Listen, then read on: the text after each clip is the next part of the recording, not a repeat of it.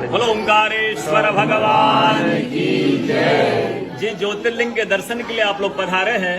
ये राम से 14 पीढ़ी पूर्व मांधाता राजा हुए हैं। शिव पुराण में उल्लेख है, जिन्होंने मां से नहीं पिता से जन्म लिया था। उनकी तपस्या से ये शिवलिंग प्रकट में स्थापित लिंग नहीं है। जिस प्रकार आरती करते हम प्रण अक्षर के मध्य, ओम अक्षर के मध्य, यह तीनों एका, जय शिव ओंकारा। एक ही शिवलिंग में ब्रह्मा विष्णु महेश निराकार धरती से प्रकट हुए हैं। इसलिए अखंड दीप जो जल रहा प्राचीन समय से, एक ही दीपक में 3 बातियां लगातार जल रही है, ब्रह्मा विष्णु महेश की।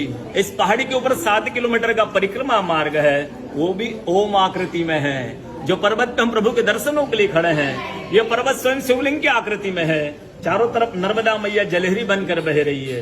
पूरे 12 ज्योतिर्लिंग में शयन आरती होती है, लेकिन बाबा का विश्राम ओंकारेश्वर ज्योतिर्लिंग में है। तो उनके शयन के लिए झूला पलना चौपड़ पास से बिछाए जाते हैं।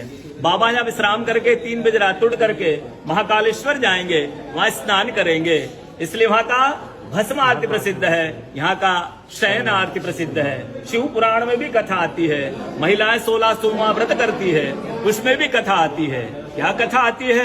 प्रतिदिन भोलेनाथ आते हैं, माँ के साथ विश्राम करके सुबह ब्रह्म मुहूर्त में उठकर चले जाते हैं। एक दिन जब भोले बाबा माँ के साथ पधारते हैं, तो माँ पुजारी से पूछती, पुजारी हमें विश्राम के लिए जा रहे हैं, ये चौपड़ पासे में किन की जीत होगी? पुजारी बोलते कि आज ये भोले बाबा जीतेंगे। ऐसा बोलकर पुजारी घर चले जाते हैं।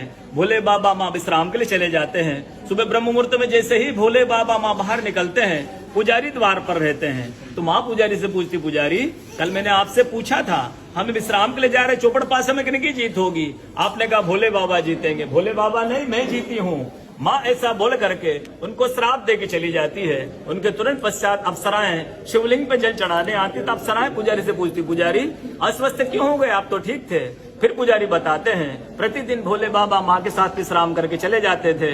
कल भोले बाबा माँ के साथ पधारे, माँ ने मुझसे पूछ लिया, पुजारी हम विश्राम के लिए जा रहे, चौपड़ पासे में किनकी जीत होगी? मैंने कहा भोले बाबा जीतेंगे। भोले बाबा नहीं, माँ जीत गई, माँ मुझे श्राप दे के चली गई। अप्सरा बोलती, चिंता ना करो, हम अंदर जाकर शिवलिंग की पूजा करके आते, फिर इसका उपाय बताएंगे।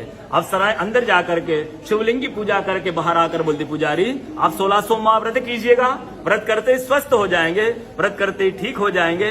ये वो कथा का दर्शन ओंकारेश्वर ज्योतिर्लिंग में प्रतिदिन होता है। बोलो ओंकारेश्वर भगवान की।